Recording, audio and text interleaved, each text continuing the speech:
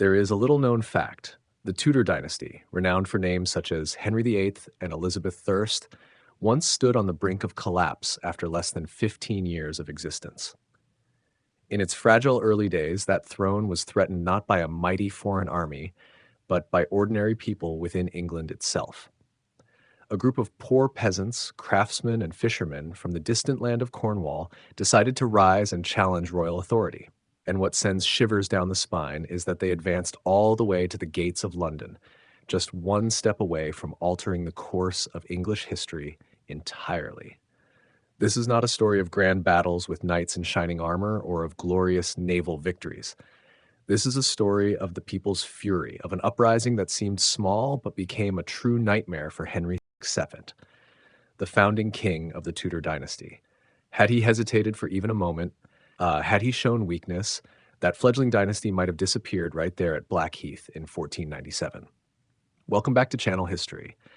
Let us delve into that fateful moment to see why an uprising of the poor carried within it the power to make an entire dynasty tremble, and why Henry VII was forced to crush it at all costs. This marks the beginning of one of the harshest lessons about power, faith, and the price of rebellion. After defeating Richard III at Bosworth and ascending the throne, Henry VII became the first king of the Tudor dynasty. But that crown was far from light. It rested upon a foundation still too fragile, surrounded by enemies waiting in the shadows and whispers questioning his legitimacy.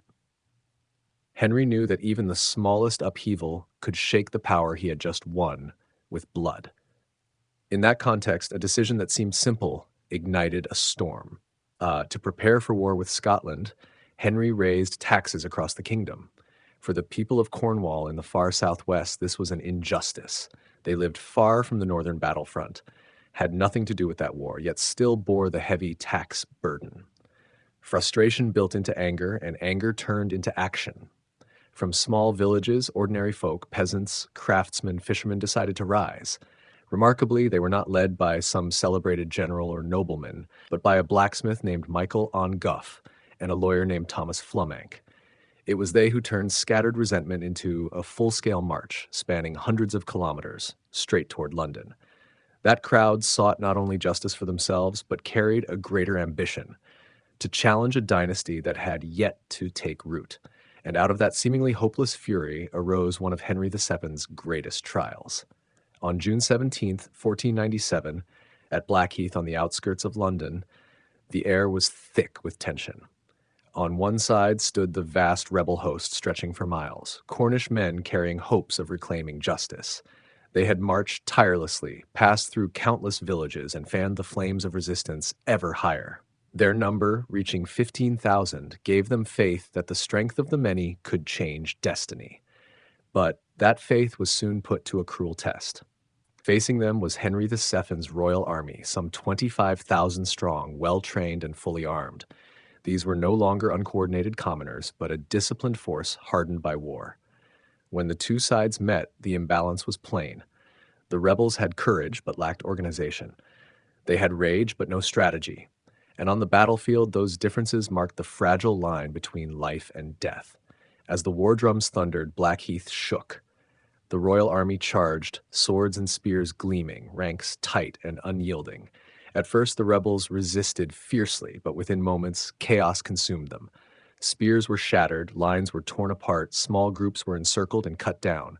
Blood stained the fields, and Cornwall's hopes dissolved into smoke. That afternoon, thousands lay dead, while leaders such as Michael Angoff and Thomas Flumank were captured. They knew the gallows awaited, yet their legacy remained a tragic memory. The courage of ordinary people who dared to rise against an entire dynasty. For Henry VII, the Battle of Blackheath was not merely a military clash, but the greatest test of the Tudor dynasty's very survival. He knew well that the throne he had seized with blood at Bosworth was still fragile. A successful uprising so close to the capital could shatter everything, embolden enemies lurking in the shadows, and turn the Tudors into nothing more than a fleeting name in history. That is why Henry did not allow himself to appear weak, nor grant even the slightest concession. When news came of the Cornish army marching toward London, Henry did not hesitate. He mobilized his strongest forces, determined to extinguish the flames of rebellion while they still burned. It was not an act of cruelty, but the only way to secure the crown and send a clear message. The Tudors would not be shaken, and anyone who opposed them would pay the price. That resolve revealed the nature of a cautious king who could be utterly cold when necessity demanded. Victory at Blackheath consolidated Henry VII's power. From a newly crowned king still doubted by many, he became a symbol of control and iron discipline. The people now understood the Tudor throne was not easily overturned, while the nobility and hidden rivals realized Henry was no weak ruler. He proved that for a dynasty to survive, it needed not only to win on the first day, but also to make hard decisions to safeguard every step that followed. The Battle of Blackheath left a unique mark on English history, not only for its brutality, but for its deeper significance beyond a failed uprising. For Henry VII, this was the moment that proved his crown could withstand trials. From a fledgling dynasty, the Tudors showed all of Europe that they could face danger and would not fall easily. From that victory, Henry secured the people's trust and the nobility's respect, paving the way for a dynasty that would last more than a century. But if we look only from the crown's perspective, we miss the deeper lesson. For the people of Cornwall, though their rebellion failed, it revealed an undeniable truth. The voices of ordinary men could shake a throne. They lacked advanced weapons and clever strategy, but they had faith and courage enough to march to London's gates. The price they paid was blood and lives. Yet their sacrifice reminds posterity that the people's anger, even when crushed, remains a fire that can threaten any power. The lesson still holds today.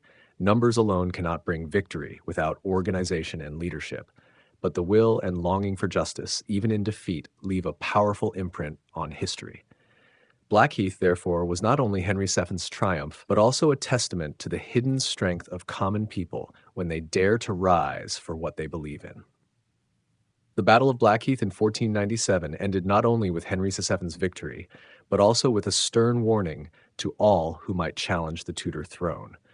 In that moment, a young dynasty survived a life-or-death trial and proved it could endure. Through decisiveness and firmness, Henry held his crown and laid the foundation for his family's prosperity. Yet beneath the glow of triumph still echoed the cries of thousands of Cornish men who had sacrificed themselves for what they believed was justice. History does not forget them, for they showed that even a mighty dynasty could be shaken by the fury of the people. This story, though more than 5 centuries old, still carries lessons for the present. It reminds us that power is never absolute, and that the stability of a nation comes not only from military might or a crown, but from the consent of its people. Blackheath reveals a bitter truth. When trust is betrayed, the people can become an army, and even the greatest dynasties must take heed. So, if that day the Cornish rebels had won, would there still be a Tudor dynasty for us to remember today? History chose Henry VII, but the question lingers, stirring reflection. Share your thoughts, for it is in debate that history becomes most alive. And if you wish to continue exploring the hidden stories behind little-known events, stay with Channel History, where countless secrets still await to be uncovered.